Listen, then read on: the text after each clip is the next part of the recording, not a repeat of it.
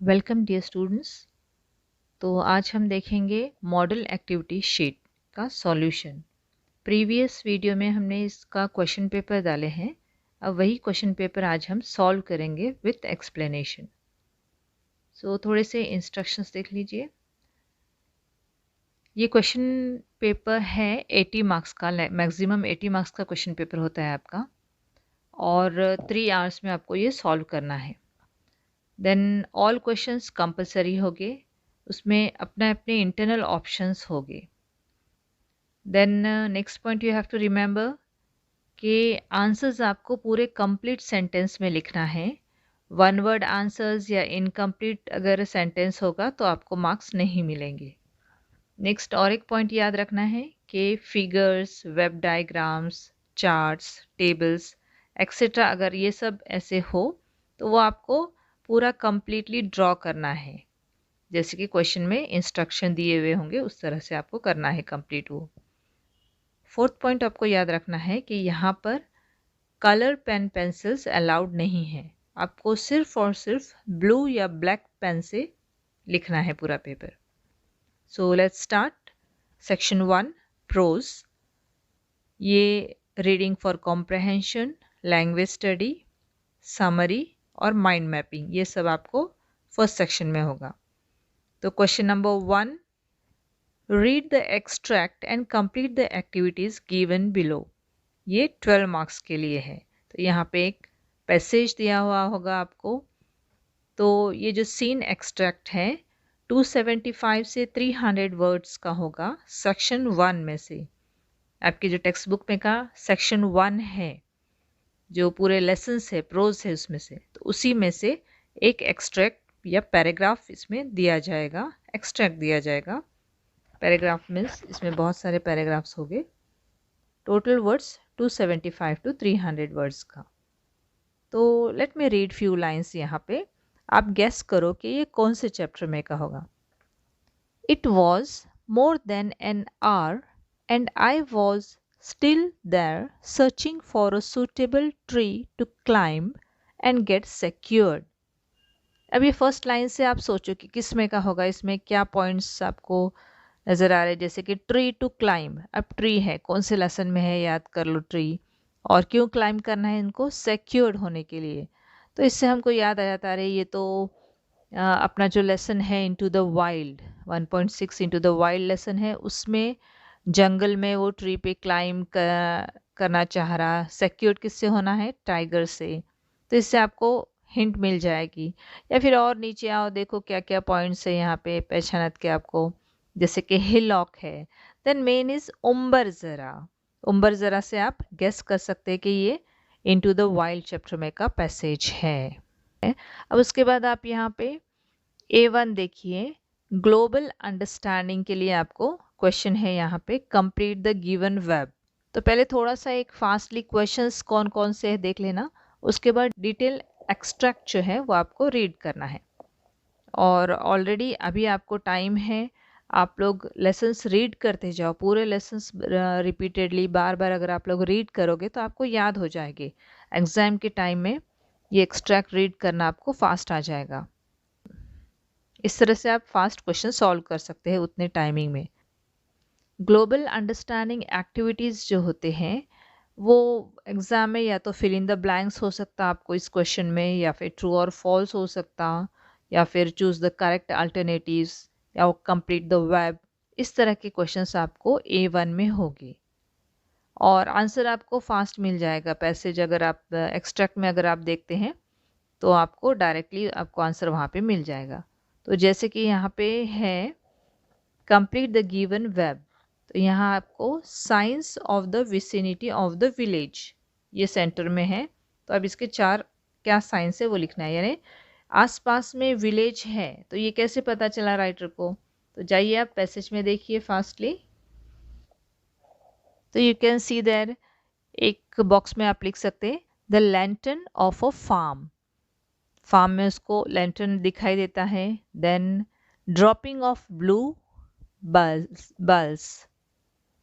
Then marks of the bicycle wheels, cycle के tyre के उसको निशान नज़र आते वहाँ पे।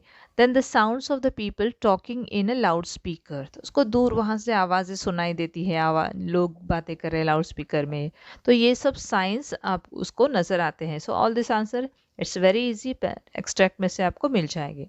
Now let's see A2. A2 में है कॉम्प्लेक्स फैक्चुअल, इस तरह के क्वेश्चन होते हैं. तो इस एक्टिविटी में आपको एग्जाम में जो आएंगे वो फॉर्म ऑफ वेब आ सकता, कंप्लीट द फॉलोइंग, इस तरह से क्वेश्चन आ सकते हैं, या फिर लिस्ट द फॉलोइंग, या फिर WH के क्वेश्चंस एक्सेट्रा, इस तरह के क्वेश्चंस आपको इसमें पूछे जा सकते हैं. और इसके जो आंसर्स हैं आपको ढूंढना पड़ेगा, अलग अलग जगह पे रहते हैं, तो आपको थोड़ा सा ढूंढना पड़ेगा एक्सट्रैक्ट में, और फिर वो आपको रेलेवेंट पॉइंट्स वहाँ पे लिखना है. तो यहाँ क्वेश्चन क्या दिया हुआ है, right 4 sentences that show that the writer was frightened. आपको यहाँ 4 sentences लिखना है जिससे पता चलता है कि जो राइटर है वो बहुत डर गया था. तो फर्स्ट सेंटेंस आप लिख सकते हैं, The evening breeze flew through my wet curled hair. Then next, my stomach was aching. Third, my legs were trembling. Then fourth, the shaking of limbs had lessened a bit. तो ये सब sentences आपके extract में आए हुए वहाँ पे आपको सेंटेंसेस मिल जाएंगे. इस सेंटेंस से पता चल रहा है कि राइटर जो है वो बहुत डर गया था, जैसे उसको बहुत पसीना आ गया था, बालों में सब बाल गीले हो गए थे, फिर उसका पेट दर्द दे रहा था, लेग्स जो है उसके पैर थर थर कर रहे थे. Then shaking of limbs at lesson the beat, तो अब वहाँ पे पहुँचने के बाद ऐसा उसको लग रहा था कि अब वो थरथराहट कम हो गई. तो इन सब बातों से पता चल रहा था कि वो डर गया था. You can write down all these points. A3 question होगा इन्फेरेंस, इंटरप्रिटेशन, एनालिसिस, 2 मार्क्स के लिए.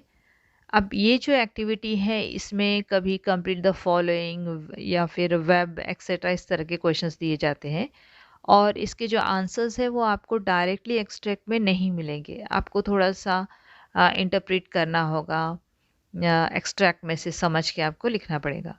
तो यहाँ पे क्वेश्चन क्या दिया हुआ है, explain what is called silver lining of the trial by the writer and why. तो इस एक्सट्रैक्ट में इस राइटर ने जो है सिल्वर लाइनिंग किसको कहा है और क्यों कहा है, ऐसे उसका आपको आंसर लिखना है. Now look at its answer. The writer had lost his way in the jungle and was desperate to find a village and civilization. यानी वो जंगल में घूम गया था और वो बहुत ढूंढ रहा था कि कहीं विलेज है क्या, कहीं लोग है क्या, तो डेस्परेटली ढूंढ रहा था. Then he found a bright red soil trail with the marks of a bicycle wheel on it. तो फिर उसको क्या हुआ, रेड कलर की लाल मिट्टी नज़र आई और उस पर साइकिल के जो व्हील्स रहते उसके निशान नजर आए. These marks showed that there was a village nearby. तो ये मार्क से नजर आता था कि कहीं आसपास में विलेज है. To the frightened and desperate writer, this was like a silver lining. तो जो डरा हुआ, इतना डरा हुआ राइटर था, तो उसको ये एक उम्मीद की तरह नजर आया. वो एक फेमस प्रॉब है ना, behind every cloud there is a silver lining. Okay, now next is A4. ये होता है पर्सनल रिस्पॉन्स का क्वेश्चन. यहाँ पे आपका ओपिनियन एक्सपेक्टेड है, तो आपको केयरफुली क्वेश्चंस अच्छे से आपको रीड करना है और उसी के बारे में ओपिनियन देना है. आपका कुछ भी और जो नहीं पूछा है उसके बारे में ओपिनियन नहीं देना है. तो यहाँ पे आपको 4 to 5 लाइन्स में आंसर देना है. जैसे कि यहाँ पे पूछा है, describe how you relax eight the end of a tiring day. कि आप पूरा दिन भर आप बहुत काम में हैं, फिर आप दिन ख़त्म होने के बाद लास्ट में कैसे रिलैक्स करते हो आपको डिस्क्राइब करना है. यहाँ आप अपना पर्सनल कुछ भी लिख सकते हो. फॉर एग्ज़ाम्पल यहाँ पे आंसर दिया हुआ है, at the end of a retiring day I pick up a nice book और watch a good film on TV और Netflix. Then you can also write, this relaxes me completely. If I go to sleep without this preparation, I am too tired and do not get good sleep. But if I spend half an hour or so unwinding, I really feel relaxed and sleepy. तो आप अपने हिसाब से यहाँ पे लिख सकते हैं कि ये जो एग्ज़ाम्पल दिया हुआ है इसमें सोते वक़्त ये कोई कुछ अगर बुक पढ़ते हुए सोता है तो उसको रिलैक्सिंग फ़ील होता है। तो आप अपना और कुछ लिख सकते हो अपने हिसाब से। सो this is your personal opinion. Now A5 it's language study do as directed. तो ये जो एक्टिविटी है ये कॉन्टेक्सचुअल ग्रामर पे बेस्ड है। यहाँ इसी एक्सट्रैक्ट में से 2 सेंटेंस दिए जाएंगे आपको और आपको वो रीराइट करना है, फिर से लिखना है जैसे इंस्ट्रक्शंस दिए हुए हैं वो हिसाब से। तो यहाँ पे फर्स्ट है I found a bright red soil trade. अब इसको आपको फिर से रीराइट करना है विद क्या कैसे बिगनिंग करोगे? Beginning with a A. You can write, a bright red soil trail was found by me. Second one, I had no other way to climb the hillock before me. इसको rewrite as an affirmative sentence लिखना है. You can write, this was the only way I had to climb the hillock before me. A6 is vocabulary. Vocabulary based activity generally इसमें सिनोनाइम्स, एंटोनाइम्स, word formation etcetera पूछा जाता है। ये भी activity extract पर based है। तो यहाँ पर let's read, choose the correct phrases expressions from those given in the bracket and fill in the blanks.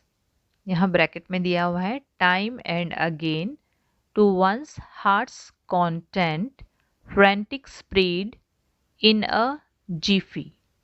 So number 1, all their educational problems were sorted out dash because of the funds given by an NGO. तो अब यहाँ पे dash में क्या आ जाएगा? in a jiffy.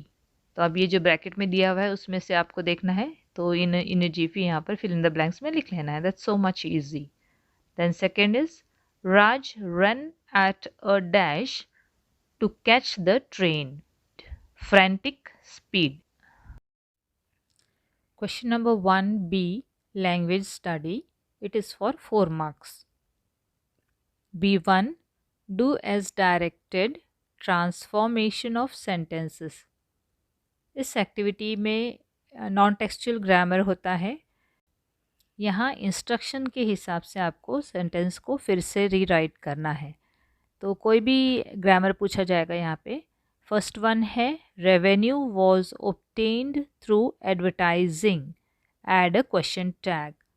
तो यहाँ पर आपको क्वेश्चन टैग ऐड करना है। This will be for 1 marks. So how can we write it? Revenue was obtained through advertising, wasn't it? यहाँ क्वेश्चन टैग हो गया। Next number 2, how impossible it is. तो यहाँ एक्सक्लेमेटरी मार्क है।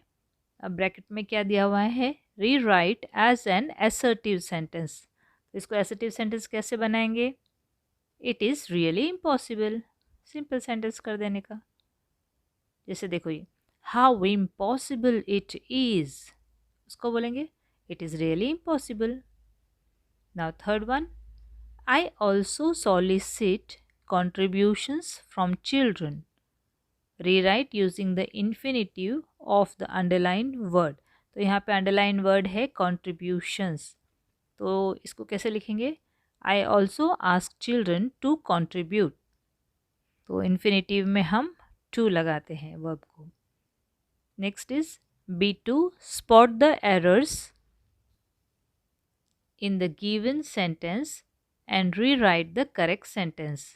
तो यहाँ पर एक सेंटेंस दिया हुआ है, उसमें क्या एरर है वो आपको स्पॉट करना है, देखना है और करेक्ट सेंटेंस फिर से लिखना है।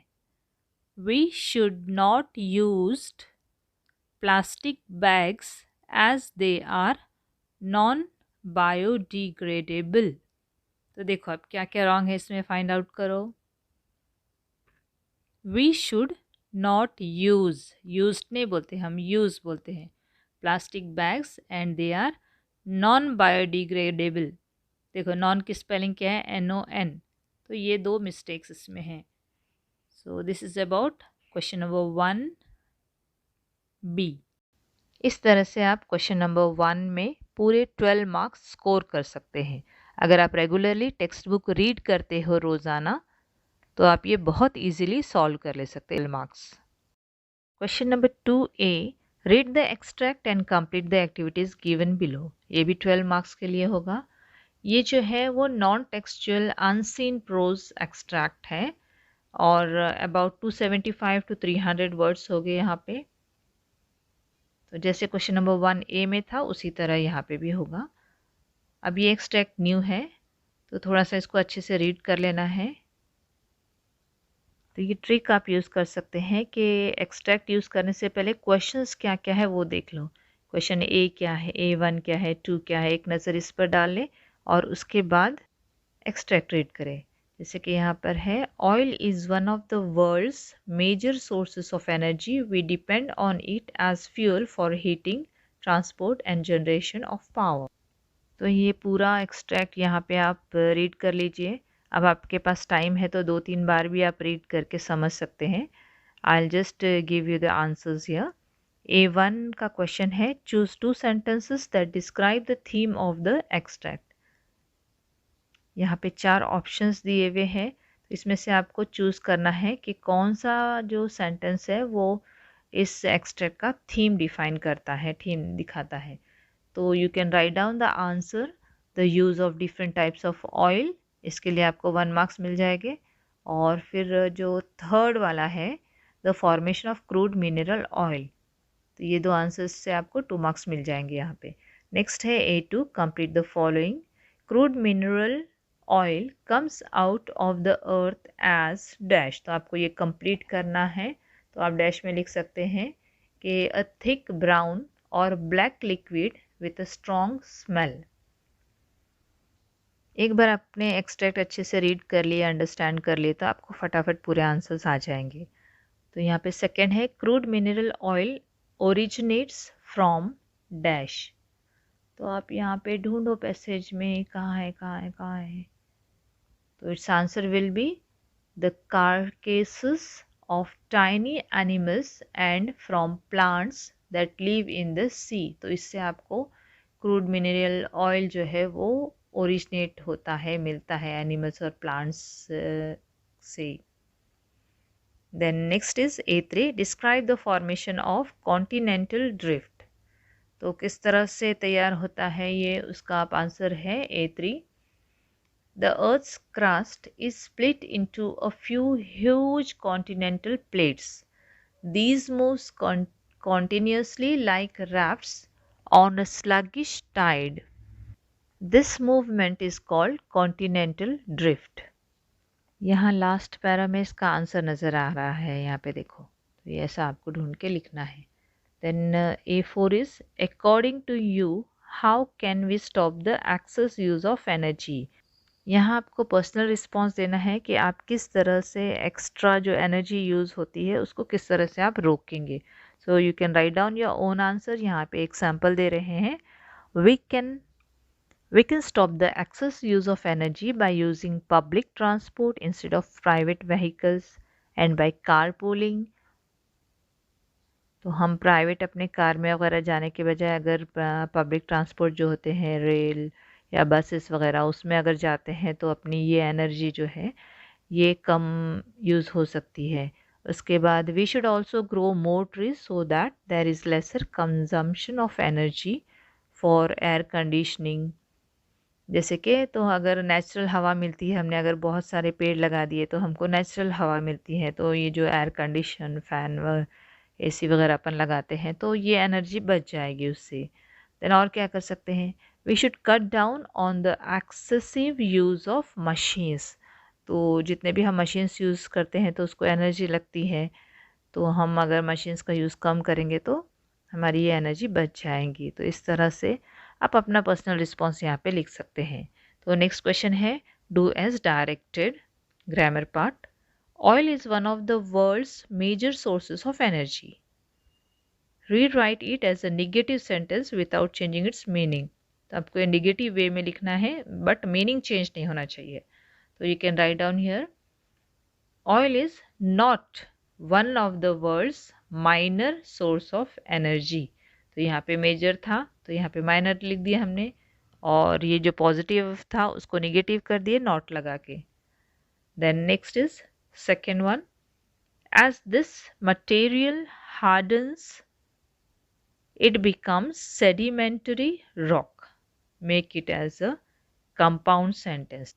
तो इस सेंटेंस को आपको कंपाउंड सेंटेंस बनाना है, तो इस तरह से लिख सकते हैं आप, this material hardens and becomes sedimentary rock. Then A6, give the antonyms of artificial और लाइटर। तो आर्टिफिशियल का अपोजिट क्या है, नेचुरल, देन लाइटर का हैवियर, और सेकंड आपको करना है सिनोनाइम्स। तो एंटोनाइम्स यानी अपोजिट वर्ड्स और सिनोनाइम्स यानी सेम मीनिंग वाले वर्ड्स। तो स्लो का सिनोनाइम क्या होगा, स्लैगिश, और डेड बॉडीज का carcasses. Question number 2B is summary writing, ये 3 मार्क्स के लिए होता है। तो समरी राइटिंग आपको क्वेश्चन नंबर 2A में जो एक्सट्रैक्ट दिया हुआ है उसी एक्सट्रैक्ट की नीचे कुछ पॉइंट्स दिए हुए रहते, वो पॉइंट्स मिलाकर आपको एक ही पैराग्राफ में पूरी समरी लिखना है। इसमें आपको कोई एक्स्ट्रा एग्जाम्पल्स नहीं देना है या अपने कोई व्यूज़ नहीं देना है, बट यहाँ पे आपको टाइटल ज़रूर देना है, टाइटल को भी मार्क्स रहते हैं। तो इसकी मार्किंग स्कीम जो होगी कि ऑल इम्पोर्टेंट पॉइंट्स जो होंगे उसको 1 मार्क होगी, देन लैंग्वेज और वोकैबुलरी के लिए 1 मार्क, ग्रामर के लिए 1 मार्क्स, तो इस तरह से टोटल आपको 4 मार्क्स होंगे। Let's read the question. Prepare a summary of the extract given in question 2A. Give it a suitable title. You may use the following points. अब यहाँ पे points दिए हुए हैं, तो इन points को मिलाकर आपको उसकी summary लिखने हैं। यहाँ पर sample summary दी हुई है, mineral oil, its formation and uses। इस तरह से आप कोई भी title दे सकते हैं जो उसको suitable है। So shall I read it? Okay, थोड़ा सा read करते हैं। Human beings are heavily dependent on oil, a major source of energy for heating, transport, and generation of power. Animal and vegetable oils are used for cooking and as a source of artificial light, while mineral oil is used for a variety of other purposes. Mineral oil originates from the carcasses of tiny animals and plants that live in the sea. Over a period of time, the ocean currents cover them with sand and silt. As this matter hardens, it turns into sedimentary rock, shutting out oxygen and preventing the complete decomposition of the marine deposits underneath. Transformation it into crude oil, the Earth's crust is split into a few huge continental plates. These move continuously like raft on a sluggish tide. This movement is called continental drift. तो sorry हमने ये fast read कर लिया, आपको short करके इस तरह से लिखना है। तो अब ये जो पैसेज है हमने इसलिए एक्सप्लेन नहीं करे क्योंकि हर एग्ज़ाम में अलग अलग होता है, अनसीन पैसेज है, डिफरेंट आएगा, ज़रूरी नहीं है कि यही पैसेज आपको एनुअल एग्ज़ाम में आए, कोई दूसरा भी आ सकता है। तो ये एक आपको आइडिया है, इसमें आपको कितना अंडरस्टैंड होता है इंग्लिश रीडिंग करके, आपको कितना अंडरस्टैंड होता है उससे वो समझने के लिए आपकी ये टेस्ट है। Then question number 2C is mind mapping, ये 3 मार्क्स के लिए है। माइंड मैपिंग तो आपको बहुत अच्छी तरह आना ही आना चाहिए, इसके ऊपर हमने बहुत सारे वीडियोस बनाए हुए हैं माइंड मैपिंग के, और आपको आपके टेक्स्ट बुक में 3.2 में आपने माइंड मैपिंग पढ़ा हुआ है, उस पर बेस्ड एक क्वेश्चन है। तो माइंड मैपिंग ये डायग्राम होता है, यूजुअली जो इन्फॉर्मेशन दी हुई रहती है उस पर आपको इसको ऑर्गेनाइज करना होता है। बहुत ही इजी क्वेश्चन है, यहाँ पे सेंटर में आपको जो मेन पॉइंट है वो लिखना है और उससे रिलेटेड ब्रांचेस बनाकर आपको उसके रिलेटेड पॉइंट्स लिखना है। तो यहाँ पे आपको 2 मार्क्स होगा ऑल पॉइंट्स कवरिंग के लिए, जो इंस्ट्रक्शंस दिए हुए वो हिसाब से अगर आपने पूरे पॉइंट्स कवर किए तो आपको 2 मार्क्स हैं। देन प्रेजेंटेशन आप किस तरह से करें उसके लिए 1 मार्क्स, इस तरह से टोटल 3 मार्क्स है। तो आपको यहाँ पे स्केल यूज़ करके या फिर अलग अलग डायग्राम्स, सर्कल है, क्लाउड है या फिर काइट है, इस तरह से अलग अलग इमेजेस आप ड्रॉ कर सकते हैं, शेप्स ड्रॉ कर सकते हैं। तो यहाँ पे क्वेश्चन है complete the mind map frame given below using your own ideas. तो सेंटर में देखो फाइट अगेंस्ट पेंडेमिक, तो अब पेंडेमिक से किस तरह से आप फाइट कर सकते हैं। तो ऑलरेडी यहाँ पे कुछ पॉइंट्स दिए हुए हैं। फर्स्ट है ऊपर मेडिकल टीम, तो सोचो मेडिकल टीम को आप क्या ऐड कर सकते हैं, डॉक्टर्स या नर्सेस। एंड देन नीचे है एनफोर्समेंट पर्सनल, तो उसमें आप लिख सकते हैं पुलिसमैन है, गवर्नमेंट के ऑफिशियल्स है। देन प्रिकॉशंस आप क्या लेंगे, वेयरिंग मास्क, सोशल डिस्टेंसेस। तो इस तरह से आप अपना माइंड मैप और ऐड कर सकते हैं इसमें, या फिर कुछ चेंजेस कर सकते हैं। ये जस्ट एक सैम्पल है। तो यहाँ पे आपका फर्स्ट सेक्शन एंड होता है। इस तरह एक्सप्लेनेशन से वीडियो थोड़ा बड़ा हो जाएगा, तो ऐसे करते हैं सेक्शन वाइज इसको एक्सप्लेनेशन करते हैं। तो आज हम कंप्लीट करते हैं सेक्शन 1 पार्ट, यहाँ पे कंप्लीट हो गया। सेक्शन 2 हम दूसरे वीडियो में देखेंगे जो कि पोइट्री सेक्शन है। तो आप इतना अब तक जो हो गया ये आप एक रोलिंग पेपर पे लिख लीजिए, इसके स्क्रीनशॉट्स लीजिए और पूरा समझ लीजिए। तो नेक्स्ट वीडियो में पोइट्री देखेंगे हम। Okay, take care.